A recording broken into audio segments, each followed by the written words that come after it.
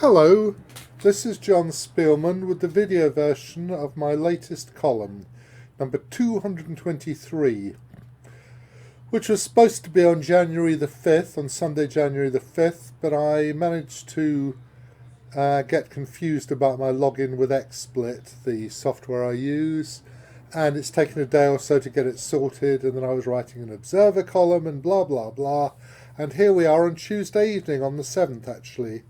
So I also, very sadly, there's also been the news that Robert Hume has died, which I'm very sorry to hear. And now, what's going on? Recording active source, drop frame 0. Excellent, okay. Right, let's go to somewhere more interesting.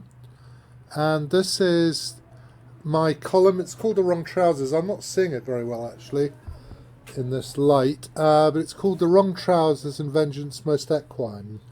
The Wrong Trousers, of course, refers partly to Magnus Carlsen's Jeans in New York, but there's also another context, and if it's baffling you, then I suggest that you Google The Wrong Trousers and then thereafter move on to Vengeance Most Foul, F-O-W-L, which I've changed to equine. So a very happy new year to everybody, of course. And I've got, I made one prediction for this year, which is, cheers, that there'll be somebody who we've almost none of us have heard of at the beginning of the year, who will, by the end of the year, be thought of as a possible world champion or great player or whatever, just because that's the way the world works. And mainly I've gone backwards. So I started off by talking about New York and about the imbroglio with Carlsen and his jeans and Fide jumping up and down and squawking. I suppose I'm taking sides if I say that. But anyway, Fide, who had already, to be fair, fined Nepomniachtchi for wearing plimsolls, for wearing, what do they call? Sports shoes, they call them. Trainers. And, you know, I mean, do you see these people's trainers or their trousers when they're sitting at a chessboard? I quite see why Fide would want players at closing ceremonies, when they're with sponsors, to be smart. But when they're at the board and you can't even see it, it does seem a little bit excessively precious. Anyway, as you will know, the imbroglio was sorted out and elegant minor deviations were allowed in dress. And after Carlsen had withdrawn from the rapid play and high dudgeon, he returned and ended up contesting the final with Nepo, with Jan Nepomniachtchi, and then they decided they wanted to stop, which is another story. I also saw some of the postings about this suggested that the worst thing had happened since the Black Death, more or less. Anyway, so we've got these positions. I wanted to point out that in the position where Ding Liren blundered in the final World Championship game, if Gukesh could have got his king across the 4th rank down to e3 with his bishop on d3, then he would have been winning without exception, really. He just have won the game. Okay, I suppose if white is attacking f5, that may help, but I don't think he's really in time. So it would have been... it wasn't as ridiculous as it seemed at the time, him blundering. Well, let's go to the database, because there I am going to be able to see a bit better, I hope. And here we are. So I've started with Ding and Gukesh. I just took it from this position. Rook f2 was played, and then all this business, take, bishop d5, take. There is the question, what does black play if white plays king e1? And, of course, you take the distant opposition with king e5. And if king f1, you just bring your king up the board, not on the e file, on the d file, and get in. And one final question. This is the position Ding resigned in. And there is a question if king d3, f4, king e2, do you play pawn takes pawn or f3 check? And I think he would have played f3 check in about a microsecond. Pawn takes pawn, I wasn't sure when I looked at this instantly whether it was a draw or not, but it is. After f3 you just win the normal way. You just give up the f pawn. Now in this position you should go to h3. If you go to f3, doesn't matter, but they go to h2.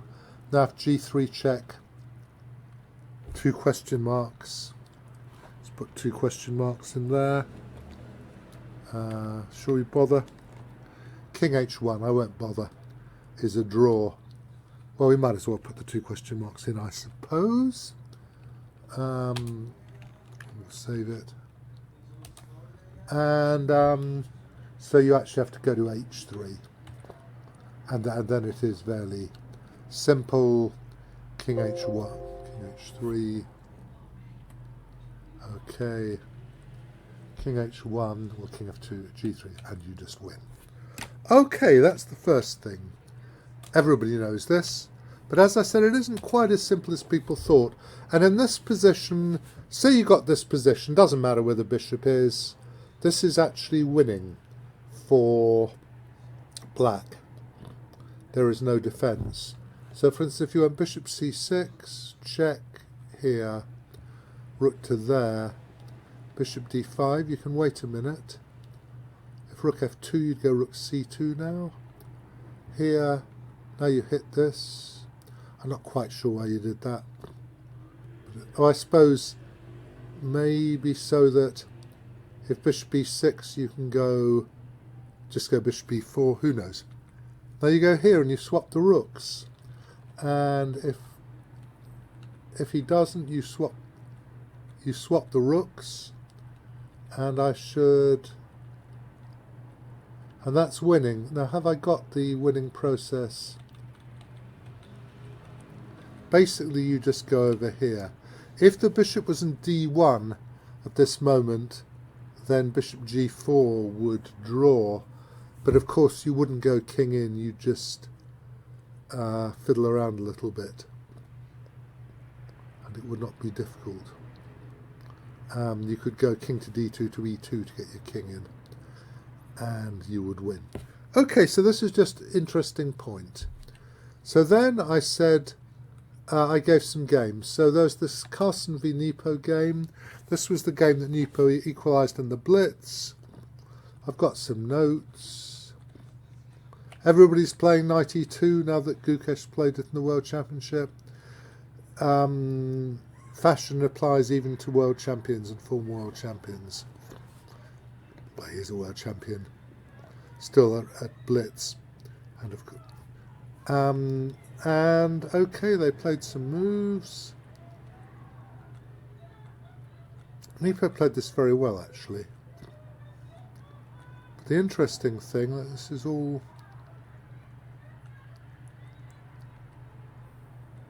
just castled. Assume takes over rook g8, wouldn't there? Knight takes pawn, rook takes queen. Knight takes queen, bishop takes knight. So that would not be a good idea. b3 is a little bit, well, it's the move you play at Blitz, isn't it? And they did this stuff. Of course, if you take twice, then the horse hangs, which is bad.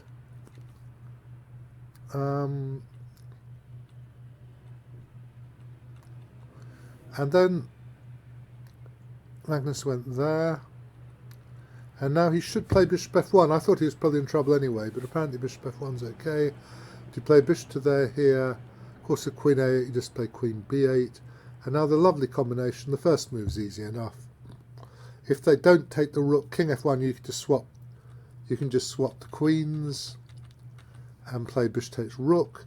And now the best move, perhaps possibly arguably the best move, either 2024 or the first minutes or hours of 2025, depending on where you are on the globe. Knight e3 check. Beautiful move, wins because if and as I said, either pawn takes rook to there, check and soon mates, or queen takes d4 check. So I said I was actually at a dinner party at the time for the new year, and I actually didn't notice, I have to admit, the glorious move knight e3 check. I mean, I was slightly being surreptitious. I was sitting at a dinner table, so I was trying not to be too impolite by staring at the chess too intently, and I did not see it. Sorry, I don't know why that's happened. Right, that's that game. And I said there were lots of other good games. Firouzja, this was Firouzja against Caruana is interesting. In this one, okay, you're playing a Blitz game. You've got a couple of minutes to decide what you're playing. I don't know how long they had after the draw came out. And Firouzja just, well, he did something which I suppose he got Caruana to reveal a novelty. So you could claim it was a jolly useful piece of kamikaze preparation or unpreparation. But what happened was Firouzja decided to play this one, which of course Caruana played 500,000 times against Carlsen, I think 3 or 4 actually, in the World Championship match in London. And Queen f3, which is a move, so you do this. And basically, okay, the logical thing now is to go bishop b4. And I suppose he'd analysed this at some point. But Caruana came up with an excellent novelty, bishop to there, which basically says, oi mate, are you happy about your dark squares? And oi mate, you are not. You are extremely unhappy about your dark squares. Should play queen a7 actually. Takes, knight c5, and then this is the only move to fight, I think, really. You don't want to get your queen. I don't know if you could try h4 or something, but who knows. And then the engine just said here, here, here. And obviously black has tremendous compensation. And at some point with somebody I carried this line on a bit. And very terrible things happened.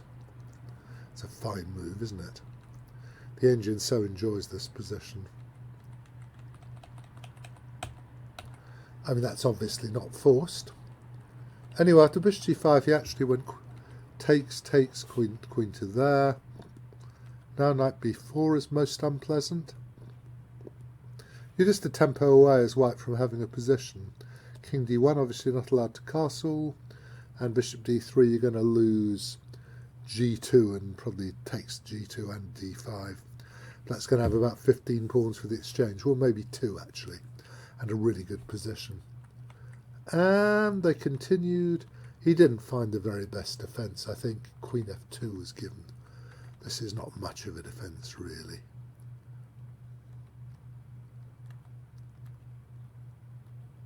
This is pretty grim. So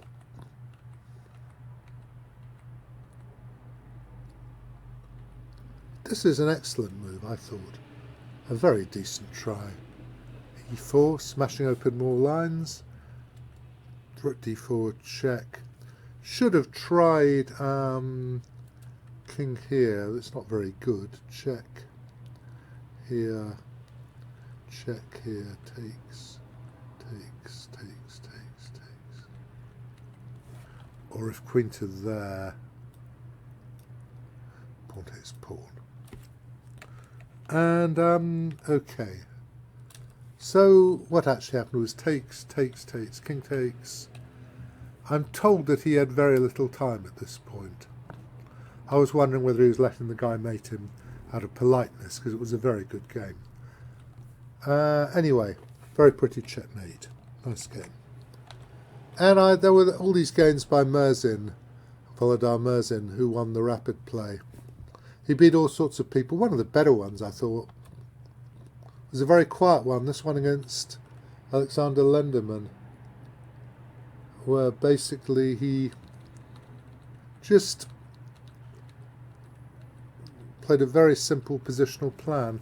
It's the sort of thing that happens more in Blitz, actually, than in real chess, or not real chess, slower chess, because you sometimes just don't have time to stop some miserable plan from occurring.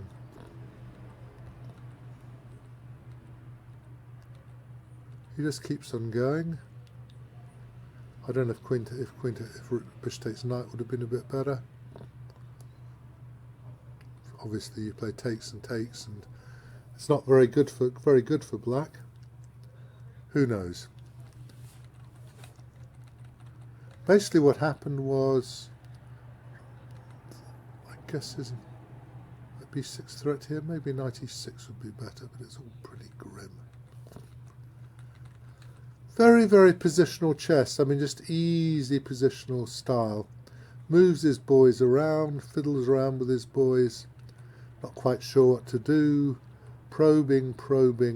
Knight b5 allows this move, and suddenly he's got him bishop takes knight, which accentuates the knight v bishop thing.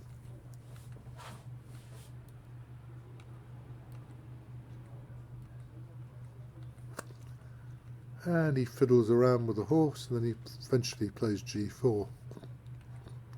I just thought this was a really good game. Now he threatened to take and go knight to g2 to f4, and now he went g5, and now he started to get his... Didn't go knight f4 yet, actually. Went there first.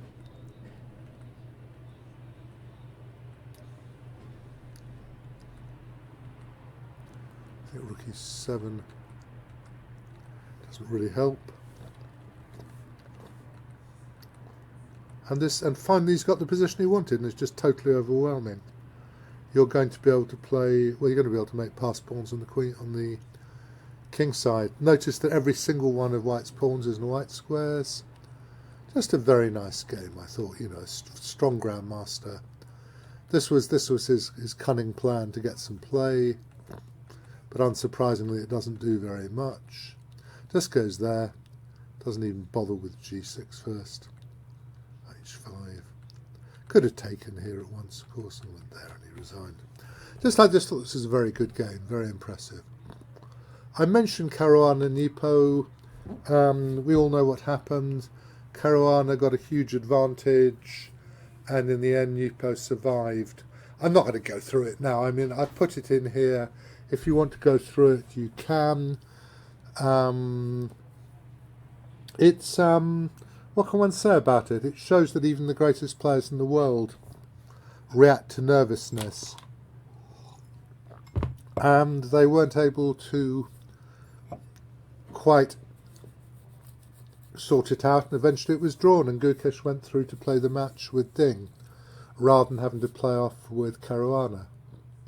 They obviously had great respect. I think Nepo actually sort of apologised for holding against Caruana. Obviously, you just play. All you do is you play chess and you fight each other to a standstill. There were some good bits later on, very near the end, when Caruana managed to play on in this position. I was very impressed by that, actually. What was it? Where do we go to? Somewhere around about here. Oh, when he found rook e4, that was jolly clever. It looked as though the game was just ending at this point. And he found rook e4, that was pretty clever, right at the end.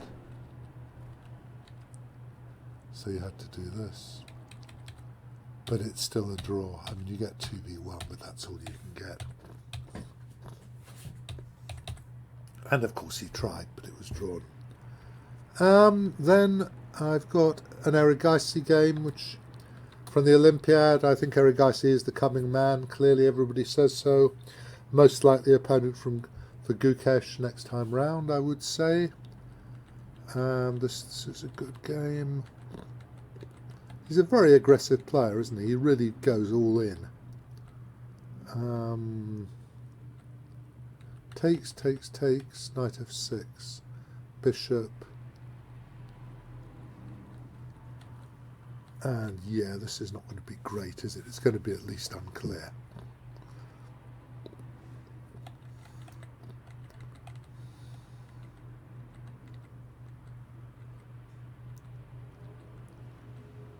And apparently there was some moment that this went a bit wrong, didn't there? I can't remember. Inaccuracy, bishop f5 was best. Sorry, that sounds like a computer telling me that, which it may be right. That's right, it is actually right. The thing is, there's the ridiculous move rook f8 at this moment. And black is okay. Well, okay. If you can analyse that well, then you ought to be the world champion, really. Seeing that.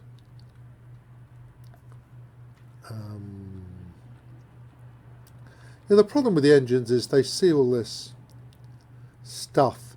They have no idea whether something is difficult or hard for a human being. Not that it really concerns them.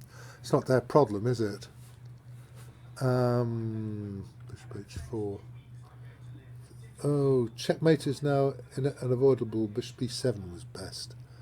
Yeah, well, what a load of bollocks, eh? Bishop b7, e6 or something. What are you talking about? Yes, okay, this is really... I suppose it's true that you're merely totally and completely winning. Sorry, I didn't realise I'd left in these stupid notes. I'm not going to remove them.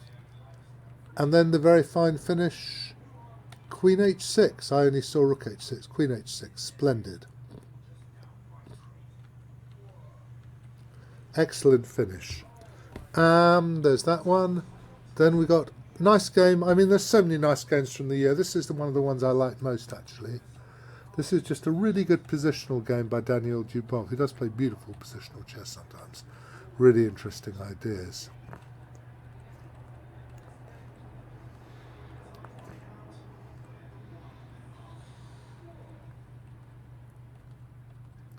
So what's happened is that white has lost first a pawn, and in a moment it'll be 2 pawns. But he has a long black diagonal, and he just claims that in the long term the attack along the long black diagonal is the only thing that matters, which is an unusual sort of thing for a grandmaster to claim against a super grandmaster. Now if bishop b2 you go here. Queen to there is the important move. So that wasn't very good, so he played some moves. And he got this. I mean, actually he did this fine. Queen e4, rook e1, queen f5 takes. And now what happens? h5. And now the computer suggests the ludicrous move, queen g5. And says that's a draw. I mean, at this point black is okay. And so the computer's solution is to play queen g5. Pawn takes queen, rook to there, check, draw. There we are. And that be the truth, I suppose. But what's happened now is that white has finally bashed his way through the diagonal. And despite still being a pawn down, he's immensely better.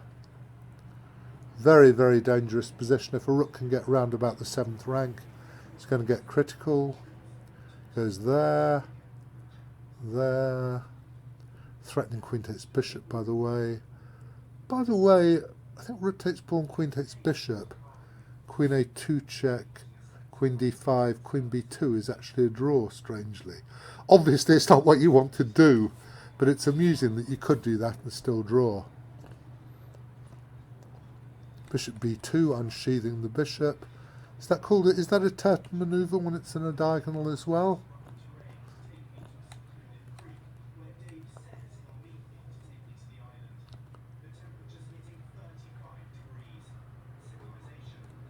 And he resigned. I just thought it was a tremendous game. It's so unusual to have players as strong as this. A game between players as strong as this in which one player carries out his full positional idea. And finally, just got this game, which is just a game for an open tournament with one very pretty move. We'll turn it around, we'll be black.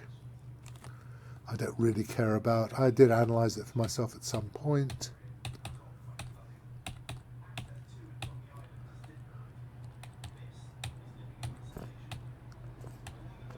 At this. Now knight g5 actually isn't that bad a move, according to our lords and masters, but a sensible human being would have done this, brought the bishop towards g3 and claimed to be plus equals, I would have said. However, knight g5 leads to some extreme excitement. Bishop to there, bishop checks, king d7, and we're at the races. I don't know how king f1 is. Rook h2, queen b5. I'm going to ask, these many black pieces hanging according to the engines? Too many. Right, yes, that's very possible. But he went there, and the guy went rook takes pawn with check. He did play very well, this guy, actually. Check. Here. What have I given? I've given knight h7, e4, check.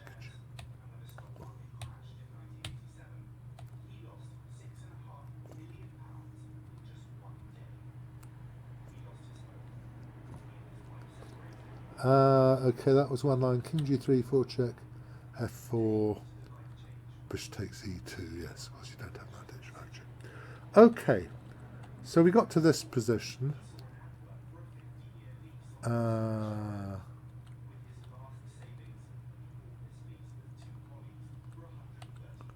it's black to play. And there is a best move and there's a prettiest move. Black chose the latter, which is not very practical in a way. But it did mean that it got included here. If he'd played the normal move, nobody would have noticed the game at all. So I suppose you could claim he done good. It's up to you, really.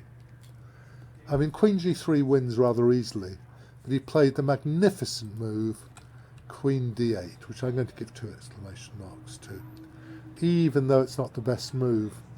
I mean, queen g3, knight f1, check here is the main line.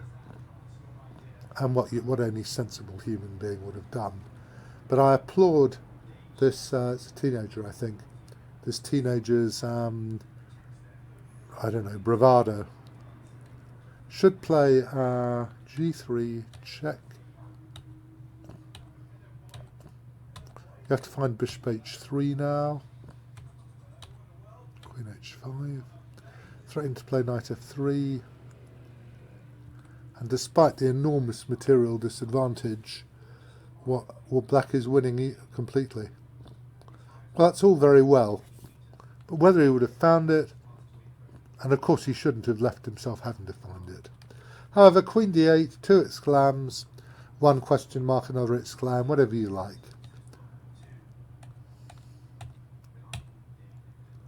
So if pawn takes pawn, check here, check.